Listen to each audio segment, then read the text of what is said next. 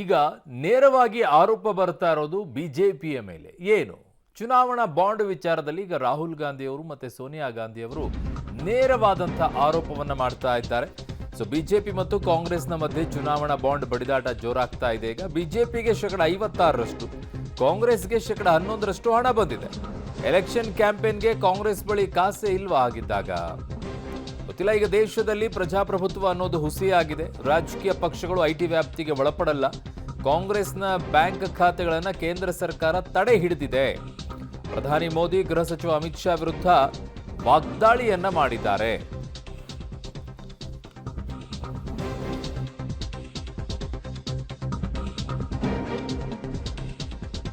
ವಿಚಾರ ಚುನಾವಣಾ ಬಾಂಡ್ ವಿಚಾರ ಈಗ ಕೋರ್ಟ್ನಲ್ಲಿ ನಡೀತಾ ಇದೆ ವಿಚಾರಣೆ. ಈ ಸಂದರ್ಭದಲ್ಲಿ ಕೋರ್ಟಲ್ಲಿ ಹೇಳ್ಬೋದು ನಮ್ಮ ಬ್ಯಾಂಕ್ಗಳನ್ನು ಈಗ ಹಿಡಿದಿಟ್ಟಿದ್ದಾರೆ, ಸರ್ಕಾರ ತಡೆ ಹಿಡಿದಿದೆ.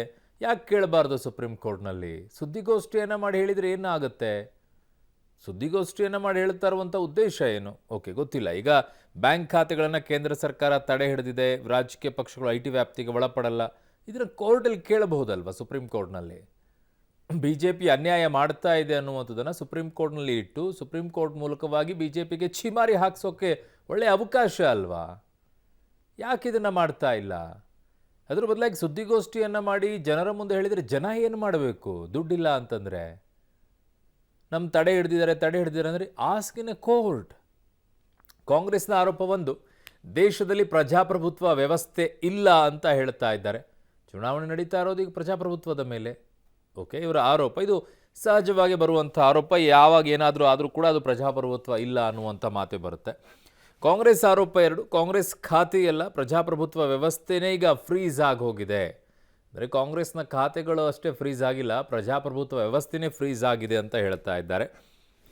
ಕಾಂಗ್ರೆಸ್ನ ಮೂರನೇ ಆರೋಪ ಏನು ಅಂತಂದರೆ ಚುನಾವಣೆ ನಡೆಸಲು ನಮ್ಮಿಂದ ಆಗುತ್ತಿಲ್ಲ ಅಂತ ಹೇಳ್ತಾ ಇದ್ದಾರೆ. ಚುನಾವಣೆ ನಡೆಸಲು ನಮ್ಮಿಂದ ಆಗುತ್ತಿಲ್ಲ. ಯಾಕೆ ಅಂತಂದರೆ ಅವರ ಅಕೌಂಟು ಫ್ರೀಸ್ ಆಗಿ ಹೋಗಿದೆ, ಅಕೌಂಟ್ಗಳಲ್ಲಿ ದುಡ್ಡಿಲ್ಲ, ಹಾಗಾಗಿ ಚುನಾವಣೆ ನಡೆಸೋಕೆ ಆಗಲ್ಲ ಅನ್ನುವಂಥದ್ದು. ಕಾಂಗ್ರೆಸ್ನ ಆರೋಪ 4, ₹2 ಖರ್ಚು ಮಾಡದಂತಹ ಪರಿಸ್ಥಿತಿ ನಮಗೆ ಬಂದಿದೆ ಅಂತ ಹೇಳಿ. ₹2 ಕೂಡ ಖರ್ಚು ಮಾಡಲಾರ್ದಂಥ ಪರಿಸ್ಥಿತಿ ನಮಗೆ ಬಂದಿದೆ ಅನ್ನುವಂಥ ಆರೋಪವನ್ನು ಈಗ ಕಾಂಗ್ರೆಸ್ ಮಾಡ್ತಾ ಇದೆ. ಫೈನ್. ಸೊ ಕಾಂಗ್ರೆಸ್ನ ಆರೋಪ 5, ಫ್ಲೈಟ್ ಇರಲಿ, ರೈಲು ಟಿಕೆಟ್ ಖರೀದಿಸೋಕ್ಕೂ ಕೂಡ ಆಗ್ತಾ ಇಲ್ಲ ಅನ್ನುವಂಥದ್ದನ್ನು ಈಗ ಆರೋಪಗಳನ್ನು ಮಾಡ್ತಾ ಇದ್ದಾರೆ. ಅದನ್ನು ಕೋರ್ಟಲ್ಲಿ ಕೇಳೋಕ್ಕೆ ಏನು ಸಮಸ್ಯೆ? ಈಗಿರುವಂಥ ನಿಮ್ಮ ಹತ್ರ ದುಡ್ಡು ಇದೆಯಾ ಇಲ್ವಾ? ದುಡ್ಡು ಇದ್ದರೂ ಕೂಡ ಅದನ್ನು ಫ್ರೀಸ್ ಮಾಡಿದ್ದಾರೆ ಅನ್ನುವಂಥದ್ದಾದರೆ ಆಸ್ಕಿನ ಕೋರ್ಟ್ ಮೂಲಕವಾಗಿ ಯಾಕೆ ಹೀಗೆ ಮಾಡಿದ್ದಾರೆ, ಅನ್ಯಾಯ ಆಗ್ತಾ ಇದೆ ಅನ್ನೋದೇ ಪ್ರಜಾಪ್ರಭುತ್ವದಲ್ಲಿರುವಂಥ ಅವಕಾಶ ಅಲ್ವಾ? ಕಟ್ಟಕಡೆಯದಾಗಿ ಕೋರ್ಟ್ ಮೂಲಕವಾಗಿ ಕೇಳಿದಾರಾ? ಕೋರ್ಟ್ನಲ್ಲಿ ಈಗಾಗಲೇ ಅಪೀಲ್ ಇದೆ ಚುನಾವಣಾ ಬಾಂಡ್ ವಿಚಾರದಲ್ಲಿ, ಅದನ್ನು ಕೇಳಬಹುದಲ್ಲ ಈ ಸಂದರ್ಭದಲ್ಲಿ? ಗೊತ್ತಿಲ್ಲ. ಕಾಂಗ್ರೆಸ್ನ ಆರೋಪ 6, ಕಾಂಗ್ರೆಸ್ ವಿರುದ್ಧ ಕ್ರಿಮಿನಲ್ ರಾಜಕಾರಣ ಮಾಡಲಾಗ್ತಾ ಇದೆ ಅನ್ನುವಂಥ ಆರೋಪ. ಕಾಂಗ್ರೆಸ್ನ ಆರೋಪ 7 ಏನಂದರೆ 1 ತಿಂಗಳಿನಿಂದ ನಮ್ಮ ಖಾತೆ ಈಗ ಫ್ರೀಸ್ ಆಗಿ ಹೋಗ್ಬಿಟ್ಟಿದೆ. ಅದೇ ಸೇಮ್ ಮತ್ತೆ ಕೋರ್ಟಿಗೆ ಹೋಗ್ಬೇಕಿದನ್ನು. ಕಾಂಗ್ರೆಸ್ನ ಆರೋಪ 8, ಚುನಾವಣಾ ಬಾಂಡ್ನಿಂದ ಬಿಜೆಪಿಗೆ 56% ಹಣ ಬಂದಿದೆ. ಅದು 56 ಬಂದಿದೆಯೋ 100ಕ್ಕೆ 100 ಬಂದಿದೆಯೋ, ದಟ್ಸ್ ಅ ಡಿಫ್ರೆಂಟ್. ಅದನ್ನು ಕೇಳಬೇಕಾಗಿರೋದು ಎಲ್ಲಿ ಅನ್ಯಾಯ ಆಗ್ತಾ ಇದೆ ಅಂತಂದರೆ. ಸಾಮಾನ್ಯ ಪ್ರಜೆಗಳಾಗಿರುವಂಥ ನಮಗೆಲ್ಲ ಅನ್ಯಾಯ ಆಗಿದೆ ಅಂತಂದ್ರೆ ನಾವು ಎಲ್ಲಿ ಕೇಳ್ತೀವಿ? ಕೋರ್ಟ್ನಲ್ಲೇ ಕೇಳ್ತೀವಿ. ನಿಮಗೇನೋ ಸುದ್ದಿಗೋಷ್ಠಿ ಅಂತ ಕರೆದ್ರೆ ಸಾಕು, ಮಾಧ್ಯಮಗಳು ಹೋಗಿ ನಿಂತ್ಕೊಳ್ತಾರೆ, ಎಲ್ಲೋ ಉತ್ತರ ಕೊಡ್ತೀರಾ. ಬಟ್ ಅನ್ಯಾಯ ಸರಿಪಡಿಸ್ಬೇಕಾಗಿರುವಂಥದ್ದು ಎಲ್ಲಿ? ಕೋರ್ಟ್ನಲ್ಲೇ ಇದನ್ನು ಕೇಳಬೇಕಾಗಿದೆ. ಇನ್ನು ಕಾಂಗ್ರೆಸ್ ಆರೋಪ 9, ಕಾಂಗ್ರೆಸ್ಸಿಗೆ 11% ಹಣ ಬಂದಿದೆ. ಈಗ ಕೆಲವೊಂದಿಷ್ಟು NGOಗಳು ಇರ್ತವೆ. ಕೆಲವು NGOಗಳಿಗೆ ಕೋಟಿಗಟ್ಟಲೆ ದುಡ್ಡು ಬರುತ್ತೆ, ಕೆಲವು NGOಗಳಿಗೆ ಲಕ್ಷಗಟ್ಟಲೆ ಬರುತ್ತೆ. ಹಂಗಂದು ಮಾತ್ರಕ್ಕೆ ಆ NGOಗೆ ಅಷ್ಟು ಬಂತು, ನನ್ನ NGOಗೆ ಇಷ್ಟು ಬಂತು ಅಂತಂದರೆ no, that's not fair. But 11% ಬಂದಿದೆ ಅಂತಂದರೆ ಯಾರು ಕೊಟ್ಟರು ದುಡ್ಡು? ಬಿಜೆಪಿಗೆ ಯಾಕೆ ಬಂತು? ಕಾಂಗ್ರೆಸ್ನ ಆರೋಪ 10, ಚುನಾವಣಾ ಆಯೋಗ ಯಾಕೆ ಮೌನವನ್ನು ವಹಿಸಿದೆ ಅಂತ ಹೇಳಿ. ಚುನಾವಣಾ ಬಾಂಡ್ ವಿಚಾರದಲ್ಲಿ ಈಗ ಚುನಾವಣಾ ಆಯೋಗ ಏನು ಮಾಡಬೇಕು? ಫ್ರೀಸ್ ಮಾಡೋದಕ್ಕೂ ಚುನಾವಣಾ ಆಯೋಗಕ್ಕೆ ಏನು ಸಂಬಂಧ? ಫ್ರೀಸ್ ಆಗಿದ್ದಿದ್ರೆ ಅದನ್ನು ಕೇಳಬೇಕಾಗಿರೋದು ಕೋರ್ಟಲ್ಲಿ, ಚುನಾವಣಾ ಆಯೋಗ ಅಲ್ಲ. दुर्भाग्य से जो पिछले दिनों में सुप्रीम कोर्ट के हस्तक्षेप के बाद जो इलेक्ट्रल बॉन्ड, चुनावी चंदा बॉन्ड के बारे में जो तथ्य निकलकर सामने आए वो बहुत ही चिंताजनक है। शर्मनाक भी है, क्योंकि इससे हमारे देश के छवि को ठेस पहुंची है। हमारे देश ने पिछले 70 सालों में निष्पक्ष चुनाव और स्वस्थ लोकतंत्र की छवि बनाई थी, उस पर प्रश्न चिन्ह आज उठ गया है।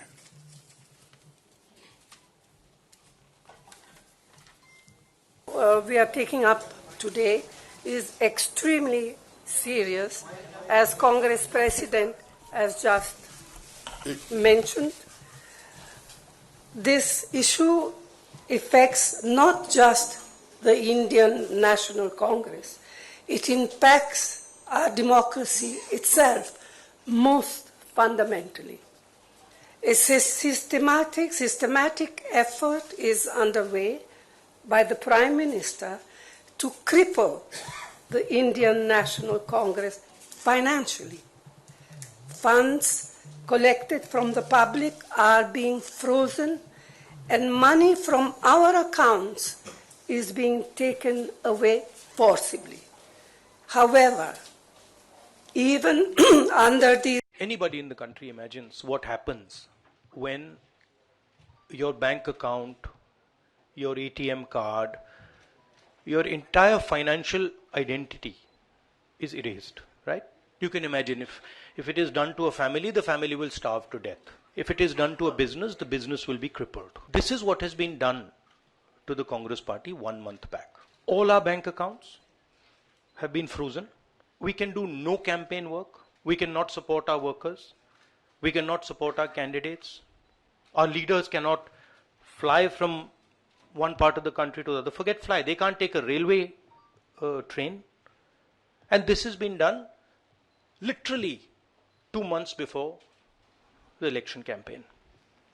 Why has it been done? One notice comes from the 90s. Another notice comes from 6-7 years ago. Quantum amount, 14 lakh rupees. And punishment, our entire ನನ್ನ ಸಹೋದ್ಯೋಗಿ ದೆಹಲಿಯಿಂದ ಶಬೀರ್ ನಿಡ್ಗುಂದಿ ನನ್ನೊಂದಿಗೆ ಈಗ ಸಂಪರ್ಕಕ್ಕೆ ಸಿಗ್ತಾ ಇದ್ದಾರೆ. ಶಬೀರ್, ಇದನ್ನ ಸುದ್ದಿಗೋಷ್ಠಿಯನ್ನ ಮಾಡಿ ಮಾಧ್ಯಮಗಳ ಮುಂದೆ ಹೇಳಬೇಕಾಗಿರುವಂಥದ್ದು, ಅಂದ್ರೆ ನಮ್ಗೆ ಹಿಂಗಾಗಿದೆ ಅಂತ ಹೇಳ್ಕೊಳ್ಳೋದು, ದಟ್ಸ್ ಅ ಡಿಫ್ರೆಂಟ್ ಇಶ್ಯೂ. ಅನ್ಯಾಯ ಆದಾಗ ಎಲ್ಲರೂ ಕೂಡ ಹೇಳ್ಕೊಳ್ತಾರೆ. ಬಟ್ ನ್ಯಾಯ ಸಿಗಬೇಕು ಅನ್ನೋದಾದ್ರೆ ಅದಕ್ಕೆ ಅಲ್ಟಿಮೇಟ್ಲಿ ಪ್ರಜಾಪ್ರಭುತ್ವದಲ್ಲಿರುವಂಥ ವ್ಯವಸ್ಥೆ ಅಂದ್ರೆ ಕೋರ್ಟ್ ಮೂಲಕವಾಗಿ ಕಾಂಗ್ರೆಸ್ ಯಾಕೆ ಹೋಗ್ತಾ ಇಲ್ಲ? ಕಾರಣ ಚುನಾವಣಾ ಬಾಂಡ್ ವಿಚಾರ ಈಗಾಗಲೇ ಕೋರ್ಟಲ್ಲಿ ಇದೆಯಲ್ವಾ, ವಿಚಾರಣೆ ನಡೀತಾ ಇದೆಯಲ್ಲ, ಅಲ್ಲಿ ಎಮರ್ಜೆನ್ಸಿ ಹೋಗಿ ಕೇಳಬಹುದಲ್ವ ಹಿಂಗಾಗಿದೆ ಅಂತ ಹೇಳಿ? ಅರುಣ್, ಒಂದು ಸ್ಪಷ್ಟತೆ, ಈ ಒಂದು ಪ್ರಕರಣ ಅಥವಾ ಇವತ್ತು ಕಾಂಗ್ರೆಸ್ ಸುದ್ದಿಗೋಷ್ಠಿ ನಡೆಸಿರುವಂತದ್ದು ಚುನಾವಣಾ ಬಾಂಡ್ ವಿಚಾರಕ್ಕೆ ಸಂಬಂಧಿಸಿದ್ದಲ್ಲ. ಕಾಂಗ್ರೆಸ್ನ 4 ಬ್ಯಾಂಕ್ಗಳಲ್ಲಿರುವಂತಹ 7 ಖಾತೆಗಳನ್ನ ಫ್ರೀಜ್ ಮಾಡಿದೆ. ಚುನಾವಣೆ ಘೋಷಣೆ ಆಗೋಕ್ಕಿಂತ 3 ವಾರಗಳ ಮುಂಚೆ ಈ ಒಂದು ಅಕೌಂಟ್ಗಳನ್ನ ಫ್ರೀಜ್ ಮಾಡಿರುವಂತದ್ದು. ಹೀಗಾಗಿ ನಮಗೆ ಚುನಾವಣಾ ಖರ್ಚು ವೆಚ್ಚಗಳನ್ನ ನಿಭಾಯಿಸಲಿಕ್ಕೆ ಸಾಧ್ಯ ಆಗ್ತಾ ಇಲ್ಲ ಅನ್ನುವಂತಹ ಅಂಶವನ್ನ ಗಮನಕ್ಕೆ ತರುವಂತ ಪ್ರಯತ್ನವನ್ನ ಇವತ್ತು ಕಾಂಗ್ರೆಸ್ ಮಾಡಿರುವಂತದ್ದು. ಮತ್ತೊಂದು ಮುಖ್ಯವಾದಂತಹ ಅಂಶ ಏನು ಅಂದ್ರೆ ಕಾನೂನು ಹೋರಾಟದ ವಿಚಾರ. ಈ ಒಂದು ಬ್ಯಾಂಕ್ ಅಕೌಂಟ್ಗಳನ್ನ ಫ್ರೀಜ್ ಮಾಡಿರುವ ವಿಚಾರಕ್ಕೆ ಸಂಬಂಧಪಟ್ಟಂತೆ ಈಗಾಗಲೇ ಕಾನೂನು ಹೋರಾಟವನ್ನ ಕಾಂಗ್ರೆಸ್ ಶುರು ಮಾಡಿರುವಂತದ್ದು. ಈಗಾಗಲೇ ಅದು ಆದಾಯ ತೆರಿಗೆ ನ್ಯಾಯಮಂಡಳಿಯಲ್ಲಿ ಈ ಒಂದು ಪ್ರಕರಣಕ್ಕೆ ಸಂಬಂಧಪಟ್ಟಂತೆ ಕೆಲವು ಬೆಳವಣಿಗೆಗಳಾಗಿದ್ದಾವೆ. ಆ ನ್ಯಾಯಮಂಡಳಿಯ ಆದೇಶವನ್ನ ಪ್ರಶ್ನೆ ಮಾಡಿ ಈಗಾಗಲೇ ದೆಹಲಿ ಹೈಕೋರ್ಟ್ಗೂ ಕೂಡ ಕಾಂಗ್ರೆಸ್ ಅರ್ಜಿಯನ್ನ ಸಲ್ಲಿಸಿರುವಂತದ್ದು. ಆದ್ರೆ ಇಲ್ಲಿ ಕೆಲವೊಂದಿಷ್ಟು ಪ್ರಮುಖ ಅಂಶಗಳನ್ನ ಕಾಂಗ್ರೆಸ್ ಜನರ ಗಮನಕ್ಕೆ ತರುವಂತ ಪ್ರಯತ್ನವನ್ನ ಇವತ್ತಿನ ಸುದ್ದಿಗೋಷ್ಠಿಯ ಮೂಲಕ ಮಾಡುವಂತ ಪ್ರಯತ್ನ ಮಾಡಿದೆ. ಈಗ 214 ಕೋಟಿ ಇರುವಂತಹ ಬ್ಯಾಂಕ್ ಖಾತೆಗಳನ್ನ ಫ್ರೀಜ್ ಮಾಡುವಂತ ಕೆಲಸವನ್ನ ಐಟಿ ಮಾಡಿರುವಂತದ್ದು. ಮುಖ್ಯವಾಗಿ ರಾಜಕೀಯ ಪಕ್ಷಗಳು ಇಲ್ಲಿ ಐಟಿ ವ್ಯಾಪ್ತಿಗೆ ಬರಲ್ಲ. ಆದಾಗ್ಯೂ ಕೂಡ ನಿಯಮವನ್ನ ಮೀರಿ ನಮ್ಮ ಖಾತೆಗಳನ್ನ ಚುನಾವಣೆ ಸಂದರ್ಭದಲ್ಲಿ ಉದ್ದೇಶಪೂರ್ವಕವಾಗಿ ಏನು ನಿರ್ಬಂಧಿಸುವಂತ ಕೆಲಸವನ್ನ ಮಾಡಿದೆ ಅನ್ನುವಂತಹ ಒಂದು ಮಾತನ್ನ ಕಾಂಗ್ರೆಸ್ ಹೇಳ್ತಾ ಇರುವಂತದ್ದು. ಮತ್ತೆ ಇದಕ್ಕೆ ಪ್ರಕರಣ ಯಾವುದು ಅನ್ನುವಂಥದ್ದನ್ನ ಗಮನಿಸಿದ್ರೆ 2014ರಿಂದ 2017 ನಡುವೆ ಆಗಿರುವಂತಹ ಘಟನೆಗೆ ಸಂಬಂಧಪಟ್ಟಂತೆ ಈಗ ನೋಟಿಸ್ ಕೊಟ್ಟು ಖಾತೆಗಳನ್ನ ಫ್ರೀಜ್ ಮಾಡುವಂತ ಕೆಲಸವನ್ನ ಮಾಡಲಾಗಿದೆ. ಸುಮಾರು 14 ಲಕ್ಷದಷ್ಟು ಹಣವನ್ನ ನಮ್ಮ ಸಂಸದರು ಕಾಂಗ್ರೆಸ್ ಪಕ್ಷಕ್ಕೆ ಡೊನೇಷನ್ ಮೂಲಕ ನೀಡಿದ್ರು. ಅದು ಕ್ಯಾಶ್ ರೂಪದಲ್ಲಿತ್ತು. ಈ ಒಂದು ಕ್ಯಾಶ್ ರೂಪದಲ್ಲಿ ಪಡೆದ ವಿಚಾರಕ್ಕೆ ಸಂಬಂಧಪಟ್ಟಂತೆ ಸ್ಪಷ್ಟನೆಯನ್ನ ಕೋರಿ ನಮ್ಮ ಖಾತೆಗಳನ್ನ ಈಗ ಫ್ರೀಜ್ ಮಾಡಿರುವಂತದ್ದು. ಅದು ಕೂಡ 214 ಕೋಟಿ ಇರುವಂತಹ ಏನು ಅಕೌಂಟ್ಗಳನ್ನ ಫ್ರೀಜ್ ಮಾಡಿರುವಂತದ್ದು. ಇದು ಎಷ್ಟು ಸರಿ ಅನ್ನುವಂತ ಪ್ರಶ್ನೆ. ಅಂದ್ರೆ 14 ಲಕ್ಷದ ಒಂದು ಹಣಕಾಸಿನ ವ್ಯವಹಾರದ ಸ್ಪಷ್ಟತೆಗಾಗಿ 214 ಕೋಟಿ ಇರುವಂತ ಖಾತೆಯನ್ನ ಫ್ರೀಜ್ ಮಾಡುವಂತದ್ದು ಇದು ಚುನಾವಣಾ ದುರುದ್ದೇಶ ಅಲ್ಲದೆ ಮತ್ತೇನು ಅಲ್ಲ ಅನ್ನುವಂತ ನಿಟ್ಟಿನಲ್ಲಿ ಕಾಂಗ್ರೆಸ್ ಆರೋಪ ಮಾಡ್ತಾ ಇರುವಂತದ್ದು. ಪ್ರಜಾಪ್ರಭುತ್ವ ವ್ಯವಸ್ಥೆಯಲ್ಲಿ ಕೆಲವೊಂದಿಷ್ಟು ಸಾಂವಿಧಾನಿಕ ಸಂಸ್ಥೆಗಳು, ಅದು ಸುಪ್ರೀಂ ಕೋರ್ಟ್ ಆಗಿರ್ಬೋದು ಅಥವಾ ಇಡಿ ಆಗಿರ್ಬೋದು, IT ಆಗಿರ್ಬೋದು ಅಥವಾ ಕೇಂದ್ರ ಚುನಾವಣಾ ಆಯೋಗ ಆಗಿರ್ಬೋದು, ಇವೆಲ್ಲವೂ ಕೂಡ ಪ್ರಜಾಪ್ರಭುತ್ವ ವ್ಯವಸ್ಥೆ ಸುಗಮವಾಗಿ ನಡಿಬೇಕು ಅನ್ನುವಂತ ಕಾರಣಕ್ಕೆ ಇವಕ್ಕೆ ಇಂಡಿಪೆಂಡೆಂಟ್ ಅಧಿಕಾರವನ್ನ ಕೊಡಲಾಗಿರುವಂತದ್ದು. ಆದ್ರೆ ಈ ಒಂದು ಚುನಾವಣಾ ಸಂದರ್ಭದಲ್ಲಿ ಉದ್ದೇಶಪೂರ್ವಕವಾಗಿ ಈ ಒಂದು ಅಕೌಂಟ್ಗಳು ಫ್ರೀಸ್ ಆಗಿರುವಂತದ್ದನ್ನು ನೋಡಿದ್ರೆ ಕೇಂದ್ರ ಸರ್ಕಾರದ ನೇರವಾದಂತಹ ಪರಿಣಾಮ ಇರುವಂತದ್ದು ಇಲ್ಲಿ ಬಹಳ ಸ್ಪಷ್ಟವಾಗಿ ಕಾಣಿಸ್ತಾ ಇದೆ. ಚುನಾವಣಾ ಬಾಂಡ್ ಮೂಲಕ ಸುಮಾರು 56% ಹಣವನ್ನ, ಸುಮಾರು 6,000 ಕೋಟಿಗಿಂತ ಹೆಚ್ಚು ಹಣವನ್ನ ಸಂಗ್ರಹಿಸಿರುವಂತ ಬಿಜೆಪಿ ಚುನಾವಣೆಗೆ ಭರ್ಜರಿಯಾಗಿ ಖರ್ಚು ಮಾಡ್ತಾ ಇದೆ. ಮತ್ತೊಂದು ಕಡೆ ಕಾಂಗ್ರೆಸ್ ಸುಮಾರು 11% 20% ಮತ ಬ್ಯಾಂಕ್ ಇರುವಂತಹ ಕಾಂಗ್ರೆಸ್ ಪಕ್ಷಕ್ಕೆ ಯಾವುದೇ ರೀತಿಯಾದಂತಹ ಹಣಕಾಸು ಖರ್ಚು ಮಾಡಲಿಕ್ಕೆ ಅವಕಾಶ ನೀಡದೇ ಇರುವಂತದ್ದು ಎಷ್ಟು ಸರಿ ಅನ್ನುವಂತ ನಿಟ್ಟಿನಲ್ಲಿ ಪ್ರಶ್ನೆಯನ್ನ ಮಾಡುವಂತ ಕೆಲಸವನ್ನ ಈಗ ಕಾಂಗ್ರೆಸ್ ಮಾಡ್ತಾ ಇರುವಂತದ್ದು. ಅರುಣ್. ಓಕೆ ಶಬೀರ್, ನಿಮ್ಮೆಲ್ಲ ಮಾಹಿತಿಗೆ ಧನ್ಯವಾದಗಳು.